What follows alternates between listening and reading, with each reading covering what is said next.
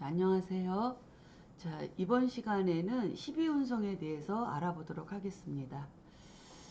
자,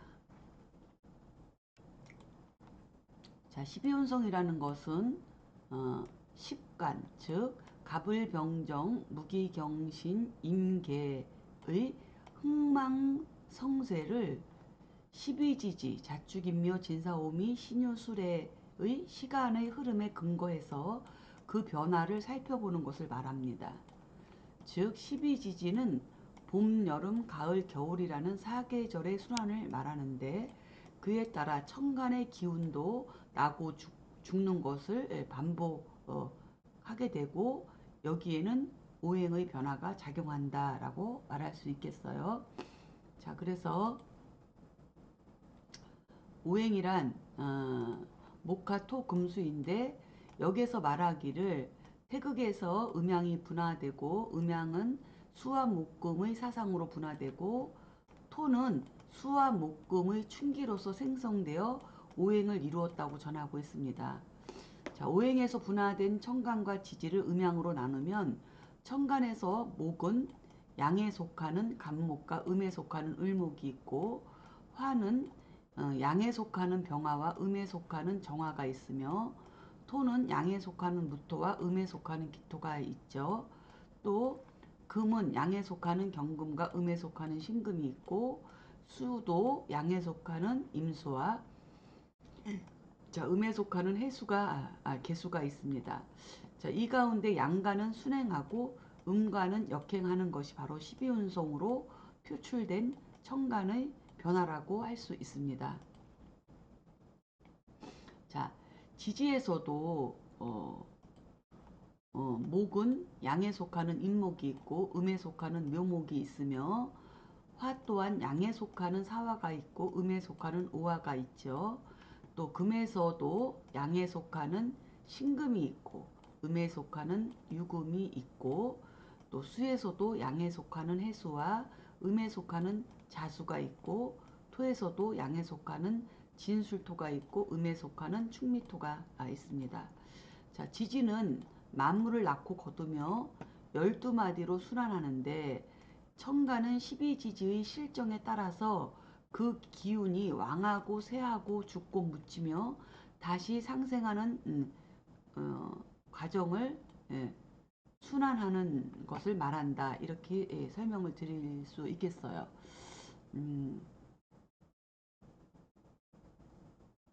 쇠하고 죽고 묻히며 다시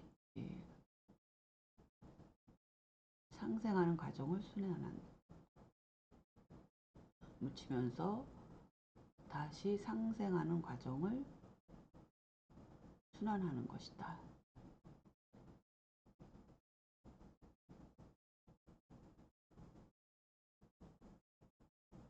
묻히며 다시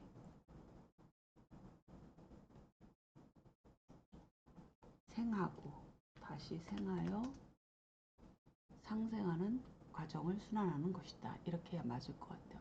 다시 다시 출생하여 좀 이상했어 문장이. 다시 출생하여 상생하는 과정을 순환하는 것이다. 자, 이렇게 설명을 하고요.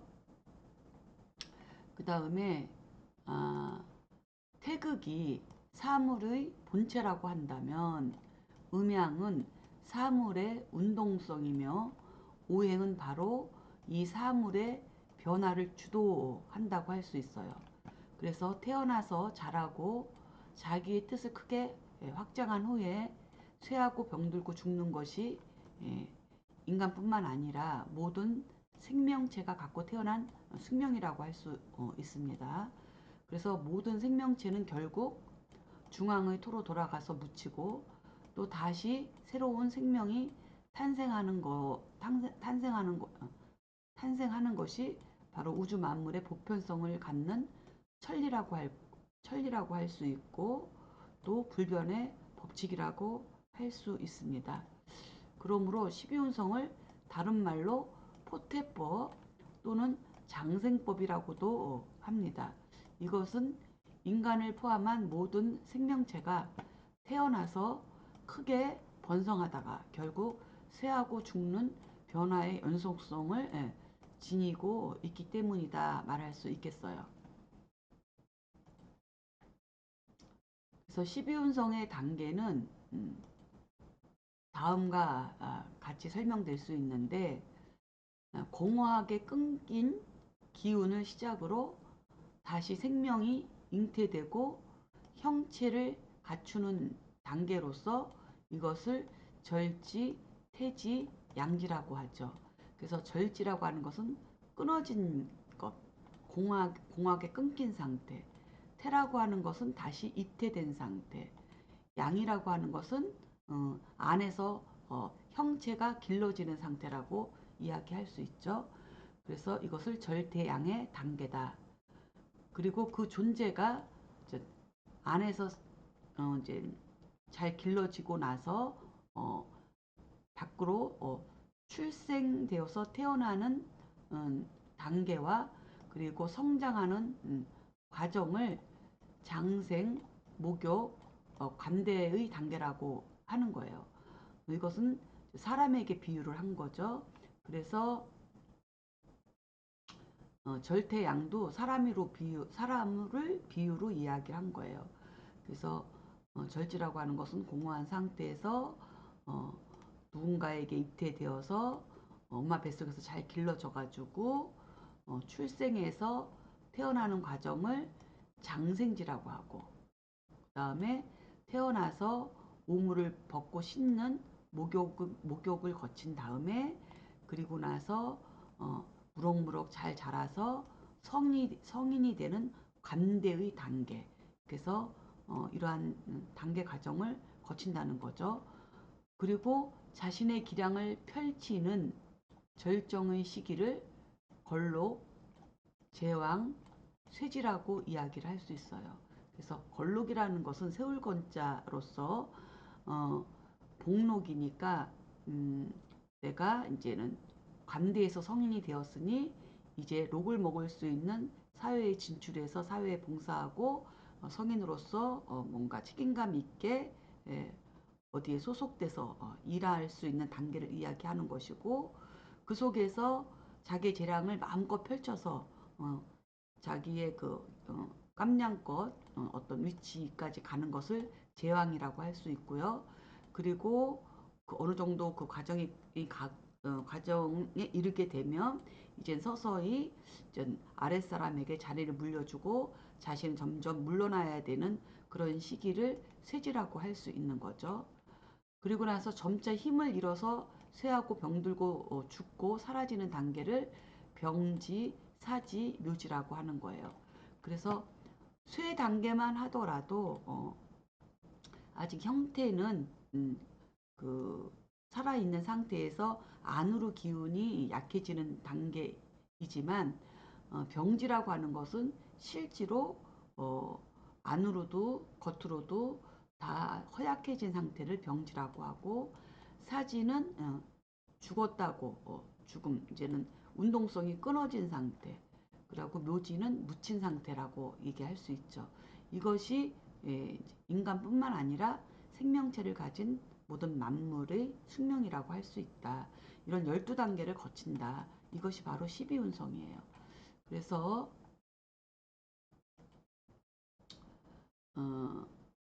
예를 들면 자, 간목이라고 하는 것이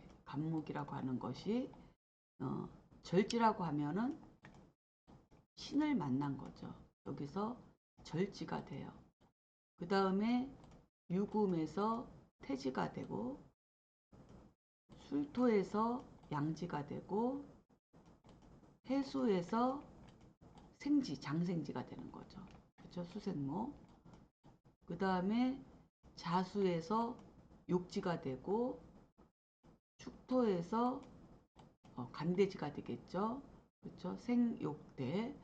그 다음에 인해에서 이게 좀 걸록이 되는 거고, 묘에서 왕지가 되는 거고, 그 다음에 진에서 쇠지가 되는 거고, 그 다음에 사에서 내 기운이 설기되니 여기서 병지가 되고, 그 다음에 오에서 간목은 사지에 들게 되고, 그 다음에 미에 묘지로 묻히는 단계. 이런 12단계 간목의 운명이 이렇게 신유술, 해자축, 임묘진, 사오미의 그 운에서 또는 사주 원국이나 운에서 이렇게 이러한 변화의 시간의 변화에 따라서 간목이 이렇게 변화한다는 거죠. 그런 거를 살펴보는 것이 바로 12운성이에요. 그러니까 만약에 뭐 간목일간이 올해 을사년을 만난 것은 뭐에 들은 거예요? 아, 간목이 병지에 들은 거예요. 병지. 병지. 그래서 내가 쇠약해지는 운인 거죠. 쇠약해지는 운. 근데 저는 12운성을 이렇게 단순하게만 보는 것이 아니라 내가 경금일간이다. 경금일간인데 간목을 내가 재성으로 쓰는 거죠. 내가 극하는 거니까. 내가 간목을 재성으로 쓰는데 올해 을사년에는 이 간목이 병들었잖아요. 그렇죠? 그러면은 경금일간은 올해 을사년에 이 천간에 있는 간목, 활동 영역, 그렇죠? 역마적인 속성, 그 다음에 뭐 공간적인 부분 이런 것들이 내가 병들기 시작하는 운이다. 이렇게 살펴볼 수 있는 거죠. 이런 걸 살펴보는 거예요. 또 예를 들어서 어, 병화일간이다. 그런데 얘가 신약이야. 그래서 이 간목을 인성을 목생화하는 인성을 억부용신으로 쓰고 있어. 억부용신으로. 그런데 을사년이 왔다. 근데 이 간목은 뭐예요? 간목은 병들은 거죠. 왜냐하면 인성이 병들은 거죠. 왜? 여기도 설기되고 여기에도 설기되니까 이 인성이 병든 거예요. 그러니까 이럴 때는 어떻게 되는 거예요? 인성은 어머니니까 부모님의 건강이 안 좋거나 부모님이 돌아가시거나 할 수 있겠구나. 이런 거를 살펴보는 것이 바로 12운성으로 보는 방법이거든요. 이거 외에도 12운성으로 보는 방법이 여러 가지가 많아요. 근데 이제 이 용법을 잘 몰라서 못 쓰는 경우가 많거든요. 그래서 12운성을 잘 익혀 두셔야 된다. 이렇게 말씀을 드리고 싶습니다. 자, 그 다음에 음과 양은 언제나 함께 존재하죠. 그래서 이것을 음양의 공존성이라고 하는데, 그러나 함께 있으면서도 그 발현되는 기운은 서로 상대적 운동성을 갖게 돼요. 그래서 음이 막 발현돼서 시작이 되면 양은 물러나기 시작하고, 양이 막 시작돼서 양이 커지면 음이 또 물러나요. 즉 음이 극에 달하면 양이 다시 희생하게 되고, 양이 극에 달하면 음이 다시 희생하게 된다는 거죠. 그래서 양운동은 상승 발산이라고 했으니 앞으로 나아가는 운동성으로 순행하고, 음운동은 하강과 수렴의 운동성으로 역행을 한다. 그러므로 12운성의 순서는 음양에 의해 그 진행 방향이 정해지는데, 양가는 지지의 차서에 의해 순행하고 음가는 지지의 차서에 의해서 역행한다. 이렇게 설명하고 있어요. 자, 그럼 이 소리는 무슨 소리인지 한번 살펴볼게요. 자, 12운성에 대해서 자평진전에서는 일단 다음과 같이 설명을 하고 있어요. 천간은 쉬지 않고 움직이고 지지는 정지하고 있는 것이 일반적이다. 각각의 천간이 12지지월을 유행하면서 생왕묘절 등의 관계가 맺어진다. 양은 모여서 앞으로 나아가는 속성이 있으므로 주로 순행하고, 음은 흩어져 뒤로 물러나는 속성이 있으므로 주로 역행하게 된다. 이것을 설명한 것이 바로 장생, 목욕 등의 학설인 바, 양은 순행하고 음은 역행하는 특수성을 지니게 된다. 그래서 사계절을 순행하면서 이미 공을 이룬 오행은 물러가고, 쓰이려고 대기하고 있는 오행은 앞으로 나오게 된다. 그러므로 각각의 천간은 12지지월을 운행하면서 생황묘절을 순환하게 되는 것이다 라고 설명하고 있거든요. 자, 그럼 또 다음과 같은 또 말이 있습니다. 자, 어, 자, 양이 출생하는 곳에서는 음이 죽고 음양이 서로 교환되는 것은 자연의 이치이다. 자, 양이 출생하는 곳. 예를 들어서 갑목은 해월에 출생해요. 이게 장생지이기 때문에. 근데 음간인 을목은 해에서 사지가 돼요. 그렇죠? 그래서 양은 장생하면 음은 사한다는 거죠.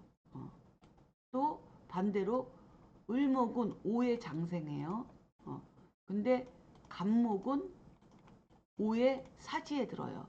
이렇게 양이 장생하면 음은 사지에 들고 음이 장생하면 양가는 사지에 든다는 얘기거든요.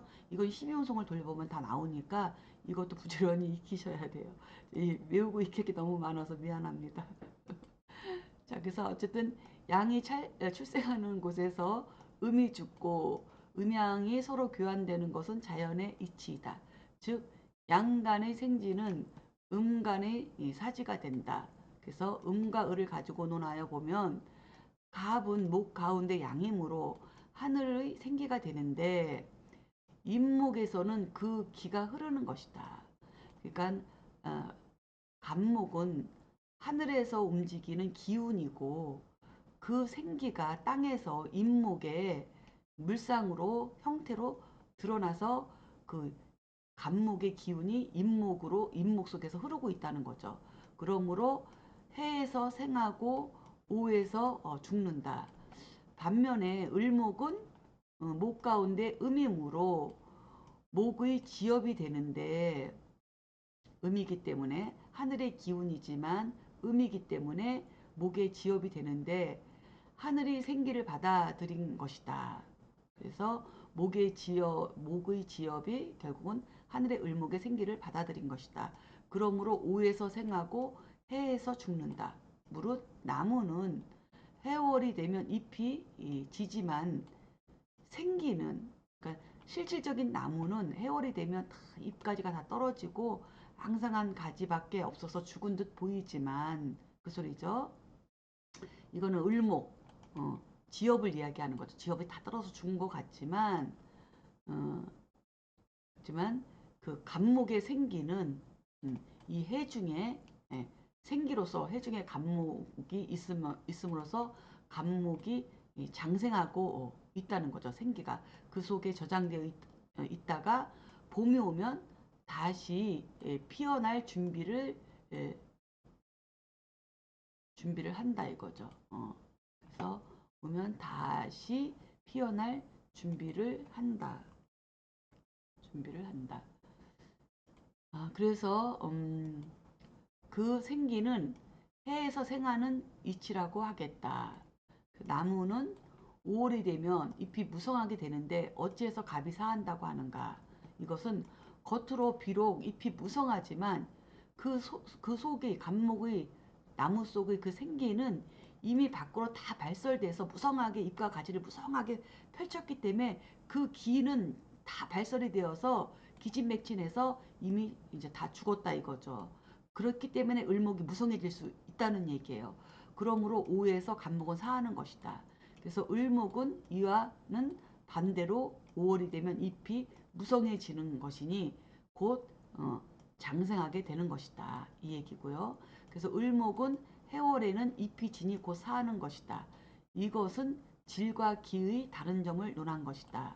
그래서 갑을을 예로 들었으니 여타의 청간도 이렇게 유추하기 바란다. 라고 자평에서 설명하고 있습니다. 자, 제가 이제 이렇게 동영상으로 온라인으로 수업을 하다 보니 저도 참 답답합니다. 이렇게 대면 수업을 하게 되면 서로 눈빛만 봐도 이해를 하고 있는지 표정만 봐도 이해를 못하고 있는지 저는 그냥 프로라서 금방 아는데 그냥 뭐 화면만 보고 얘기하다 보니까 그런 감을 이제 얘가 느끼지 못해서 이렇게 좀 그것이 조금 장애가 되네요. 어, 근데 이제 공부하시다가 답답하고 이해가 안 가는 부분이 있으면 질문을 해주세요. 제 연락처 아시죠? 제 전화로 연락을 하셔도 되고 메일로 얘기하셔도 되고 또 OA를 통해서 뭐 질의응답 하는 곳 있잖아요. 거기를 통해서든 질문을 해주시면 제가 답변을 해드리겠습니다. 자, 그래서 12운성은 오행의 8개 휴양소를 기반으로 하여 사계절의 변화를 밝힌 것이다. 그래서 이는 한 대의 관방 역학자인 경방에 의해서 12지지를 6효에 배속시킨 것이 후에 식간과 12지지 변화를 살펴보는 12운성으로 발전된 것으로 보인다. 세간에서는 12운성에 대하여 부정적으로 말하는 사람들이 있는데 필자의 생각으로는 12운성의 법칙이 음양오행론에 어긋남이 없고 그 근거가 자연의 이치와 상통할 뿐만 아니라 그 속에 함축하고 있는 의미는 지극히 깊고 오묘하여 사주 분석에 매우 중요한 이론이라고 생각한다. 그래서 아래 표를 살펴서 12운성을 익히기 바랍니다. 라고 했습니다.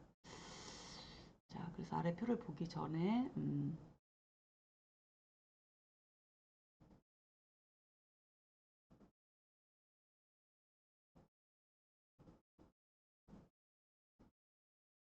자, 이제는 요 질문에 대한 답을 이제는 해야 되는 거죠. 이렇게 12운성이 이렇게 돌아가는 이치를 표로 여기 설명을 해 놓은 거죠. 자, 그래서 양간과 음간을 한번 보겠습니다. 자, 일단 병화와 정화를 기준으로 한번 살펴보면, 자, 병화가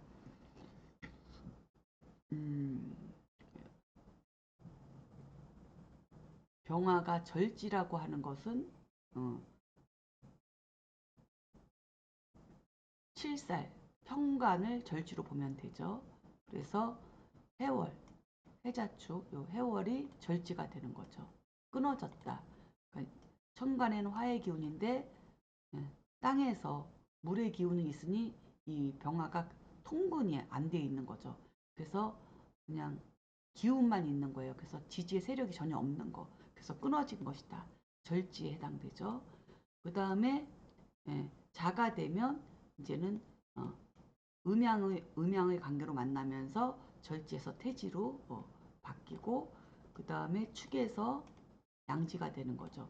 자, 시간으로 보면 해시가 되면 이제는 병화라고 하는 태양은 이제는 완전히 정반대 방향으로 가 있는 거고 계속 태양은 움직이니까 그쵸?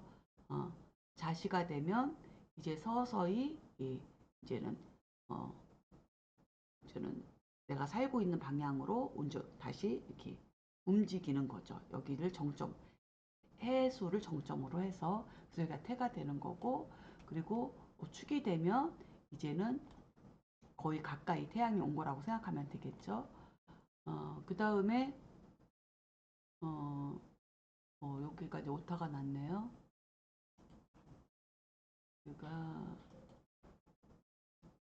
여기가 묘가 되고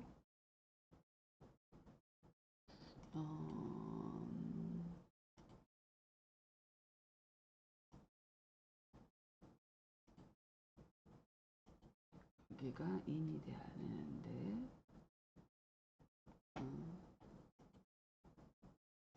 자, 그러면 다시 설명을 드리겠습니다. 자, 병화를 기준으로 봤을 때 해자축은 바로 절지, 태지, 양지가 되고요. 그 다음에 이제 인시가 되면 인묘, 진에서 인시가 되면 이렇게 해자축은 어두운 밤인 거야. 그러니까는 절태양이에요. 끊어진 자리야 거의. 그리고 인묘진이 되면은 이제는 태양이 솟아나기 시작하는 거죠. 그래서 여기가 장생지가 되는 거예요. 인목이. 그래서 인중에 지장간에 병화가 있죠. 그래서 이것은 인목은 병화의 장생지가 된다. 그렇게 얘기를 하는 거죠. 그 다음에 묘시가 되면 목욕지가 되는 거고요. 그 다음에 진토가 되면은 관대지가 되는 거고 그 다음에 사오미가 되면은 이제는 바깥으로 중천으로 해가 뜨기 시작한 거죠. 완전하게. 그래서 사시, 오시, 미시가 되는 거죠. 이것을 록지, 왕지, 쇠지라고 이야기하는 거예요. 록왕쇠. 그래서 인묘지는 생지, 욕지, 관대지, 생욕대, 사오미는 로광세 이렇게 되는 거고요.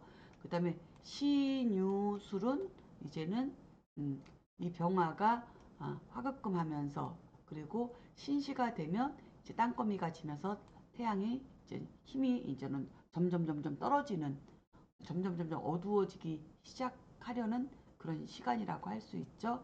그래서 여기서는 병들고 죽고 묻히는 병사묘의 관계가 신유술이라는 거죠. 그래서 술시가 되면 꼴가닥 해가 넘어가죠.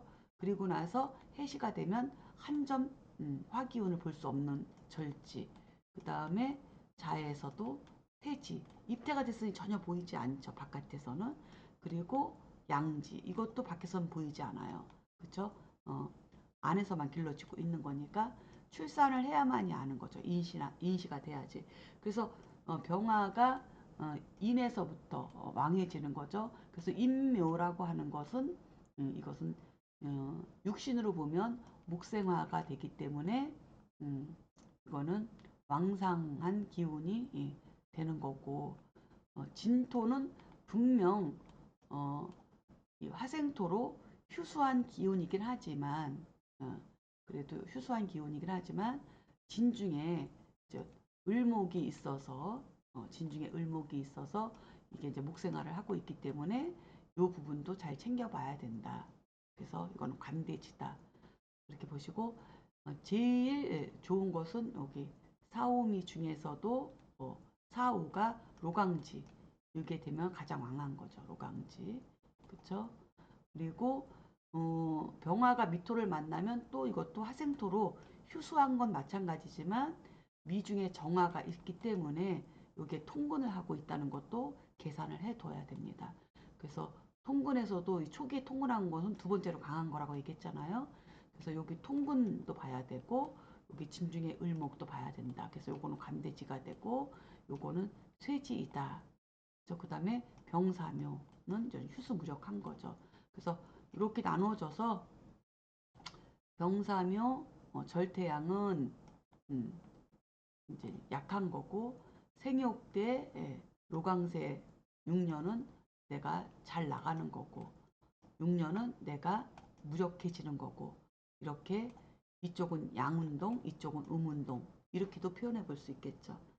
근데 모든 천간을 여기다 놓고 돌려보면 됩니다. 이것도 10개를 다 한번 직접 그려서 연습을 해보는 것이 좋겠죠. 자, 그래서 양간은 이렇게 순행하는 거예요. 순행한다는 것은 시계 방향으로 이렇게 도는 거죠. 이게 순행한다는 얘기고 또 음간은 역행한다고 했으니까 어떻게 돌겠어요? 이렇게 도는 거죠. 이렇게 반대로. 그렇죠? 이렇게 도는 거예요. 그래서 이 정화는 역행을 하니까 여기에 절지는 자수가 되겠죠. 음은 음끼리 여기는 양이니까 해수가 절지지만 정화는 음이니까 자수가 절지가 되는 거죠. 그래서 정화는 여기가 절지가 되고 그 다음에 해수가 태지가 되고 절태 그 다음에 술토가 양지가 되고 그 다음에 정화가 유금이 장생한다는 것을 잊어서는 안 되죠. 이게 매우 중요하죠. 정화가 유시가 되면 오히려 밤하늘의 별, 또 가로등 길가의 어두운 빛을 밝히는 가로등이 켜지는 시간이 유시이기 때문에 이거는 여기서 장생한다는 거예요. 그 다음에 신시가 되면 이제는 목욕지가 되고요. 그 다음에 정화가 미가 되면 관대하고 그쵸. 그 다음에 오에서 록하고 사에서 왕하다 이렇게 이야기를 할 수가 있는데 이 정화를 병화처럼 시간으로 한다면 여기에서도 여기에서 조금 설명하는 게 조금 부족해지겠죠. 그래서 관대하고 록이고 왕하고 이것은 같은 화이기 때문에 이렇게 설명을 할 수 있습니다. 자, 그 다음에 여기서 이제는 진시부터는 쇠해지기 시작하고 이제는 묘시부터 병들고 그 다음에 인시에 사한다는 거죠. 그래서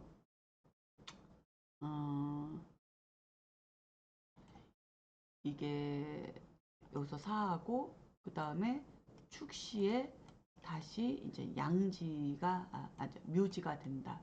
축의 묘지. 다시 설명하면 자, 음가는 어쨌든 간에 자에서 절지, 해에서 태지, 술에서 양지, 그쵸? 점점 커지고 그 다음에 유에서 생지가 되고 그리고 또 신에서 목욕지가 된다는 것은 계속 발현되고 있다는 거예요. 점점 커지고 있다는 거죠. 그 다음에 이 정화가 미에서는 관대지가 되고 오에서는 벌록이 되고 사에서는 왕지가 된다는 거예요. 그 다음에 진부터는 이제 뭐야 쇠하기 시작하고 그 다음에 묘시에는 병들고 그 다음에 인시에는 사지에 들고 축시에는 이제 묘지로 들어간다는 거죠.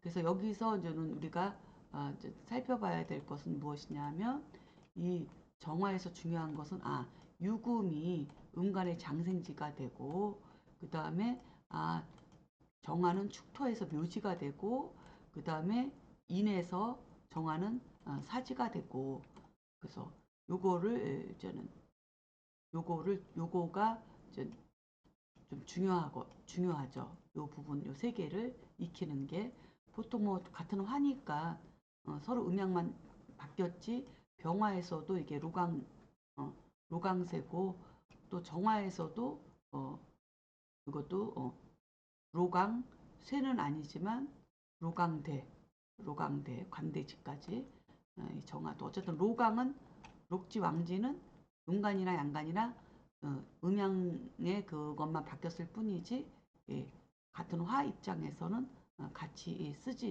쓰기 때문에 이거는 그렇게 익히기가 쉽지만 이게 화급금하는 재성인데 정화한테 유금은 장생지가 되고 그 다음에 이게 분명히 인목이 정화를 목생화하는데 정화 입장에서 인목은 사지가 된다는 거 그리고 축토는 묘지가 된다는 거 축토가 묘지가 된다는 건 이해가 가죠. 화생토로 회강돼 버리고 정화가 설기돼 버리니까 묘지가 된다는 거는 뭐 이해할 수 있겠지만 목생화하는데 사지가 되고 화급금하는 재성이라서 내가 갇히는 왕상수사에서는 갇히는 수가 되는데 갇힐 수가 되는데 여기서는 장생기가 된다는 거 12운성에서는 그래서 요거가 이제 나중에 사주를 분석할 때 왕세강약을 분석할 때 잘 살펴보고 저울질을 잘 해야 되는 상황이에요. 그래서 정화일간이 간목을 쓸 때 잘못하면 목다 화식이 돼요. 그러니까 간목은 이게 이제는 그 물상으로는 큰 대립목이라고 하기 때문에 그런 부분도 있기 때문에 이것이 이렇게 큰 나무가 이 작은 불을 목생화를 못하고 목다화식으로 오히려 정화가 꺼질 수 있다는 거예요. 그게 바로 이거랑 같은 맥락이죠. 정화는 인목에 사한다. 인중에 간목이 같은 이치이기 때문에 정화한테는 이게 이 자체가 목다화식이다. 그래서 벽갑 인정을 시켜줘야 된다 그래요. 경금으로 금극목을 해서 이 간목을 쪼개가지고 벽갑 인정, 정화한테 당겨서 불을 지펴야 되는 그래야지 사주가 좋다. 정화일주는 정화일주에 간목을 쓰려면 경금이 있어야 된다. 이런 말이 이제 나오거든요. 그래서 이러한 이치를 모르면 이걸 이해를 못하죠. 어떻게 정화한테는 간목이 정인인데 편제로 제극인을 한다는 거야. 제극인이 나쁘다고 해놓고 여기서 또 제극인을 해야 좋다는 것은 이치에 맞지 않잖아요. 그렇죠? 그래서 이때는 제극인을 해줘야만이 이게 이제 정화가 이제 불꽃이 꺼지지 않게 계속 일간이 왕성해질 수 있다는 이론이 나오는데 그것이 바로 정화가 인해 사지에 든다는 얘기하고도 같다. 이렇게 살펴볼 수 있겠습니다. 자, 어쨌든 양간과 음간은 12운송 10개를 다 식간을 한번 정리해 보시면은 좋겠는데 꼭 해야 돼요. 좋겠는데가 아니라 명리학을 안 할 거면 모를까? 기왕에 할 거면 외울 거 외우고 익힐 거 익히고 그냥 자나깨나 일하면서도 틈틈이 어, 운전하면서도 틈틈이 계속 생각하고 익히고 외워야 돼요. 그렇지 않으면 그런 이론들을 다 머릿속에 익히고 있지 않으면 절대로 사주 분석은 어렵습니다. 자, 자평진전에서는 12운성에 대해서 다음과 같이 설명하고 있습니다. 자, 천간은 움직이며 쉬지 않고 지지는 고요하여 항상함이 있다. 천간은 언제나 12지지월에서 유행하여 생황묘절과 연관되어 있다. 연결되어 있다. 그래서 양은 주로 무리지어 앞으로 진행하며 나아간다. 그러므로 순행하고 음은 흩어짐을 주로 함으로 쇠하여 물러난다. 그러므로 역행한다. 이것이 장생 목욕 등의 항목인데 양은 순행하고 음은 역행으로 정하는 까닭이다. 이렇게 설명하고 있습니다. 그 사계절의 운행에서 성공한 것은 물러가고 쓰임을 기다리는 것은 나아간다. 그러므로 언제나 12지월에서 생황묘절로 흘러간다. 또 일정함이 있어 양이 출생하는 곳에 음이 죽는 곳이다. 이들이 서로 호환되는 것이 자연의 운행이다. 이렇게 설명하고 있습니다. 즉 갑과 을을 가지고 말하면 갑은 목의 양으로 천간이 생기는 만물에서 목으로 유행한다. 이런 까닭으로 해에서 생하고 오에서 죽는다. 을은 목의 음으로 나뭇가지와 잎이 되어 하늘이 생기를 받는다. 이런 까닭으로 오에서 생하고 해에서 죽는다. 제가 앞에서 설명을 드렸죠. 자, 무릇 목이 해월의 당령이 되면 곧 가지와 잎이 벗겨지고 떨어지지만 안에 있는 생기는 이미 거두어 감추고 있으니 넉넉함으로 내년 봄에 발설하는 기틀이 된다. 이것이 해에서 갑목이 장생하는 까닭이다. 자, 목이 5월에 당령이 되면 곧 가지와 잎이 번성해지는데 그런 기후인데 갑은 어찌하여 죽는가? 그것은 바깥은 비록 번성하지만 안의 생기는 발설을 다해서 멈춘 것을 알지 못한 것이다. 이것이 오에서 죽는 까닭이다. 그래서 을목은 이와 반대로 5월에 가지와 잎이 번성하니 즉 생이 되는 것이다. 해월에는 가지와 잎이 벗겨지고 떨어지니 곧 죽은 것이다. 질로서 논하는 것은 자연의 기와는 다르다. 그래서 가불로 예를 들이니 나머지도 알 수 있다. 이렇게 설명하고 있습니다. 어딘가 좀 중복된 감이 없잖아 있는데 자 이렇게 살펴보고요. 자 그 다음에 지지는 12달이니 언제나 장생에서 태와 양까지 12지위로 나뉜다. 기는 성함으로 말미암아 쇠해지고 쇠하여 다시 성해지니 그 마디를 따라서 세분하면 마침내 12가지 지위가 이루어진다. 장생과 목욕 등의 명칭은 사물의 형용을 임시로 빌려서 말한 것이다. 그래서 장생은 사람이 태어나는 것과 같다. 목욕은 사람이 이미 태어난 뒤에 목욕하여 때를 벗기는 것과 같다. 예를 들면 과일의 씨가 싹 트면 이전에 있던 푸른 껍질은 쉽게 없어지는 것과 같다. 그렇죠? 그 다음에 관대는 모양과 기운이 점차 성장하므로 사람이 장정이 되어 사모관대를 쓰는 것과 같다. 록이란 성장하여 건장해짐으로 말미암아 사람이 벼슬에 나서는 것과 같다. 제왕은 장성함이 극에 달한 것으로 사람이 황제를 보필하여 크게 된 것과 같다. 쇠는 성장이 극에 달하여 쇠해지는 것이니 만물이 처음으로 가는 변화이다. 어, 그래서 다시 이제 절대양으로 가는 변화의 길이라는 거죠. 자, 병은 쇠약함이 심해진 것이다. 산은 기가 닿아여 남음이 없는 것이다. 묘는 대자연의 이치가 감추어진 것으로 사람이 흙에 묻히는 것과 같다. 절은 이전의 기운이 이미 끊어지고 다음의 기가 이어지는 것이다. 그리고 태는 다음의 기가 이어지고 모여 잉태를 이룬 것이다. 양은 아이가 어머니 뱃속에서 길러지는 것과 같다. 이로부터 장생의 순환은 끝이 없는 것이다. 라고 설명하고 있습니다. 자, 이렇게 해서 이제 10의 운성에 대해서 거의 다 이제는 총론을 하다시피 했습니다.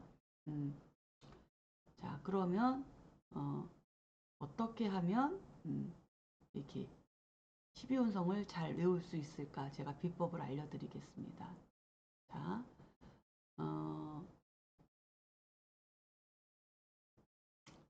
어떻게 시작하냐 하면 일단 입태부터 시작합니다. 입태. 자, 사람이 입태하고 나서 길러지고 태어나고 목욕하고 감대하고 걸록으로 오잖아요.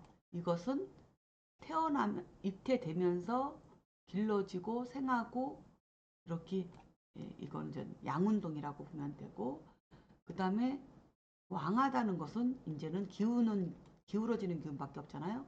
왕 다음에 쇠하고 병들고 죽고 묻히고 끊어지는 거예요. 이거는 음운동이라고 이렇게 할 수 있죠. 그렇죠? 그래서 양운동과 음운동으로 이렇게 나눌 수 있어요. 그래서 태, 양생, 욕대, 록, 왕세, 병사묘, 절 이렇게 볼 수가 있거든요. 그럼 이게 서로 상대적이에요. 양을 기준으로 했을 때는 양간을 기준으로 했을 때는 양간이 태지에 있으면 음간은 절지에 있고요. 양간이 양지에 있으면 음간은 묘지에 있고요. 양간이 장생하고 있으면 음간은 사지에 있고, 양간이 목욕지에 있으면 음간은 병지에 있고, 양간이 관대지에 있으면 음간은 쇠지에 있고, 양간이 록에 있으면 음간은 왕지에 있어요. 자, 반대로 이게 이제 음을 기준으로 본다면 음이 태에 있으면 양은 절에 있고, 그죠? 음이 양지에 있으면 양간은 묘지에 있고, 음이 생지에 있으면 양간은 사지에 들고, 음이 목욕지에 있으면 양간은 병지에 들고, 음이 관대지에 있으면 양간은 양지에 있고, 아니, 쇠지에 있고, 그 다음에 음이 록에 있으면 양간은 왕지에 있게 되거든요. 그래서 요 관계를 서로의 요 관계를 이렇게 머릿속에다가 이 그림을 이렇게 넣어서 양이든 음이든 하나만 제대로 외워 놓으면 바로 서로를 알 수 있게 되는 거거든요. 실질적으로 이거를 한번 비교를 해볼까요? 그럼 양간 병화를 놓고 봅시다. 양간 병화가 장생지가 인이었잖아요. 인에 장생하죠. 그럼 여기는 인묘, 진, 이게 사, 오, 미, 이게 신, 유, 술, 해. 요게 해죠. 해. 그 다음에 이게 자, 축. 이렇게 된 거죠. 병화로 보면. 그래서 병화는 자에서 태하고, 축에서 양하고, 양지에 있고, 인에서 장생하고, 묘에서 목욕하고, 그 다음에 진에서 관대하고, 사에서 록하고, 왕하고, 미에서 쇠하고, 신에서 병들고, 여기 유에서 사하고, 술에서 묘지에 들고, 해에서 절하잖아요. 그러면 정화는 이 반대라는 거죠. 정화는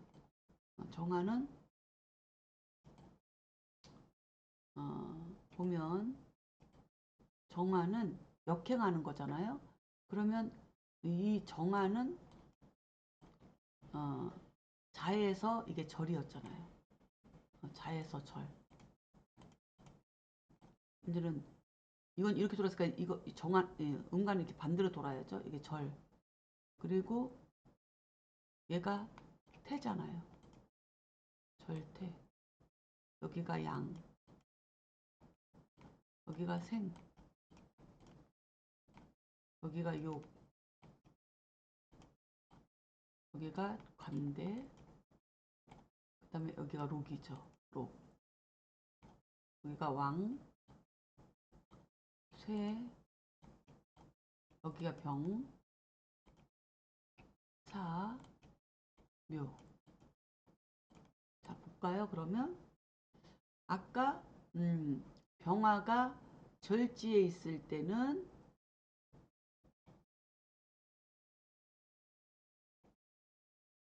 병화가 여기죠. 병화가 절지에 있을 때는 정화는 태지에 있는 거죠. 그 여기 태였잖아요. 정화가 여긴 태잖아요. 그렇죠? 그거는 병화가 절지에 있을 때는 정화는 태지에 드는 거예요. 태지. 여기 태지 반대로. 그 다음에 병화가 묘지에 있을 때는 정화는 양지에 있는 거. 양지. 여기 양이 있잖아요. 그렇죠? 양지. 그 다음에 병화가 유의 사지잖아요. 그럼 정화한테는 유금은 장생이 되는 거죠. 그렇죠? 서로 이렇게 반대되는 거니까. 생사. 그래서 유금한테는 생이 되는 거야. 병화한테는 사지가. 그 다음에 병화한테 병지는 정화한테는 욕지가 되는 거. 목욕지가. 여기 목욕지가 되는 거죠. 목욕지가 이렇게. 그 다음에 병화한테 쇠지는 정화한테는 관대지가 되는 거죠. 관대지. 그 다음에 병화한테 왕지는 정화한테 록지가 되는 거고 이렇게 서로가 이렇게 마주 보는 거야. 마주 보고 있어요. 그래서 인목이 병화를 만났어. 그럼 얘는 장생이야. 그럼 정화는 인목의 사지구나. 병화가 유금을 만났어. 유금을 만났어. 그 병화한테는 이게 사지야. 근데 정화한테는 이게 장생이구나. 이렇게 알아야 된다는 얘기죠. 어쨌든 이 표를 보고 잘 연구하시고 12운성을 잘 익혀두시기 바랍니다. 자, 그 다음에 이제 마지막으로 12운성에 대해서 살펴볼 게 있는데 12운성과 화토의 관계예요. 지금 12운성은 우리가 갑을, 병정, 경신, 임계만 주로 이야기를 하고 무토, 기토에 대해서는 무토, 기토는 따로 12운성이 없어요. 그래서 이 무토와 기토를 12운성으로는 어떻게 이거를 해결할 것인가에 대한 이제는 분분한 저는 그 쟁론이 있는데 이 부분에 대해서 살펴보도록 하겠습니다.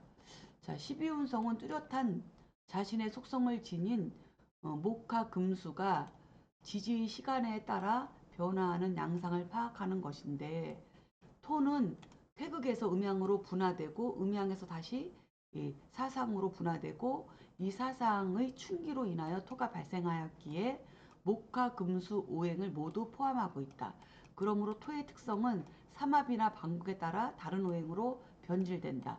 따라서 순수한 자기의 음양과 오행을 갖추고 있지 못하니 12운성이 따로 존재하지 않는다. 그렇죠? 이러한 문제를 놓고 12운성에서 토를 목화금수 오행 가운데 어디에 배속시킬 것인가에 대하여 두 가지 첨예한 이론이 있는데 수와 토가 공존한다고 보는 견해와 화와 토가 공존한다고 보는 견해이다. 그래서 화토를 같이 본 것은 수토를 같이 본 것은 수가 토의 부인이 되기 때문에 부부는 일심동체라 해서 그런 부부의 기반을 둔 것이고 화토를 같이 본다는 것은 화토공조로 본다는 것은 화와 토의 관계는 화생토니 부모와 자식 관계가 되므로 부모와 자식 관계가 우선한다고 본 것이다 이거죠. 그러므로 여기에서는 무토의 묘지를 진토로 보고 있다. 그러니까는 여기에서 무토의 묘지를 진토로 본다는 것은 여기에서는 토를 수로 본다는 얘기죠. 수로.